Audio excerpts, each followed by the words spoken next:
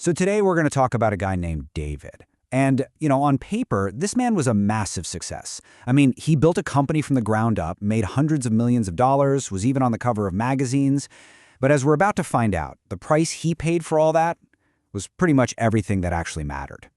And just listen to these words from David himself. I built a company worth $200 million, but I was destroying the only things that actually mattered. Just let that sink in for a second. The absolute peak of success, right next to the absolute bottom of failure, it's this chilling idea that really sets the stage for the whole story. We're not starting this story at the beginning. We're starting at the end. We're starting with a 76-year-old man looking back on his life, just haunted by his choices. So this isn't some how-to guide for getting rich. No, this is a really stark look at the true cost of ambition when you get it wrong. Okay, so this table really lays out the brutal truth of David's life. On one side, you have the fantasy, right? The private jets, the magazine covers, the $200 million company. And on the other side, you have the reality for him now. He's a lonely man in a condo. Nobody at the company he bled for even remembers him. He would trade every single penny back in a heartbeat. But you know what? Time doesn't give refunds. So you have to ask, how did he end up here? Well, it all started with this one big lie he told himself for more than 20 years. And it's a lie that I think a lot of us might recognize.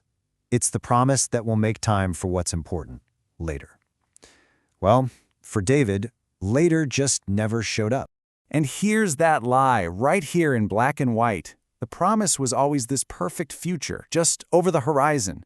But the reality was that horizon just kept moving. And the present?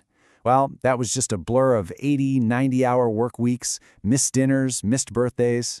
He thought he was building an empire for his family, but he was building it on a foundation of his own absence. And that foundation was just bound to crumble. And listen, this is so important to get. David wasn't some kind of villain. He really, genuinely believed this stuff. He thought he was making a noble sacrifice for his family, not that he was sacrificing his family itself. He was completely convinced that once he crossed some imaginary finish line, boom, everything would just magically be okay. So as the years ticked by, the bill for all that ambition started to come due. And at first, the cracks were really small, easy to ignore, easy to paper over. But over time, they grew into these huge chasms that he just couldn't cross anymore. This timeline, honestly, it's like watching a slow-motion car crash. It starts way back in 1983. He misses the birth of his own daughter for a board meeting. I mean, just think about that. From there, the gap just gets wider and wider. By 95, he's basically a ghost on his own family vacation. And then, by 2001, it's all over. His daughter's off to college, his wife is asking for a divorce, his company is soaring, and his home life is just completely cratering. I love you, Daddy, even though you're always busy. Wow. That was from a drawing his 7-year-old daughter left for him. It wasn't an angry note. It wasn't a cry for help. It was just a statement of fact. His absence was so normal that his own little girl had just accepted it. I mean, that is just a gut punch of a quote that tells you everything. And then, after 23 years, it all finally came crashing down. His wife, Sarah, told him she was done. She said she had been alone for 20 of their 23 years of marriage. And the most heartbreaking part? He had no defense. He couldn't even argue, because he knew she was right. His real partner was the company. So with his family life just in ruins, David did what a lot of people do. He retreated to the one place he felt like he had any control, his company. He just doubled down, chasing the only kind of success he had left. He thought if he could just build an empire big enough, impressive enough, maybe it would fill that giant hole in his life. But he was about to learn a really hard lesson. You can't build a life on an empty foundation. $200 million. There it is. Just look at that number. That was the prize. That's the number he sacrificed everything for. The validation for a whole life of work. But as we're about to see, it was a number that cost him, well, it cost him everything else. So here's the real balance sheet. In the assets column, $200 million, okay? In the liabilities column, his marriage, his relationship with his daughter, his own health. He had a heart attack at 61, and even his legacy. The company forgot about him the second he walked out the door. This isn't a balance sheet, it's a wreckage report. And if you really want to know the true cost of David's choices, it's all right here in this quote. At his own daughter's wedding, she got up and she thanked him for coming. Not for being her dad, not for raising her, for showing up. He wasn't the father of the bride, he was a guest at his own daughter's life. And that's the ultimate painful irony of it all, isn't it? The company he gave his entire life to, they forgot about him in 2 years.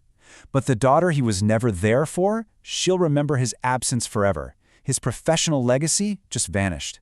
His personal legacy of absence, that's permanent. So now, let's bring it back to today. David's story isn't just a tragedy.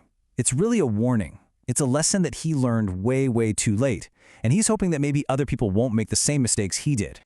So what's the actual takeaway here? If he could go back in time, if he could find that ambitious 30-year-old who is just starting out, what would he even say to him? Well, his advice is actually pretty simple, but it's incredibly profound. Number 1, your company will be fine if you leave at 5 p.m. It won't fall apart.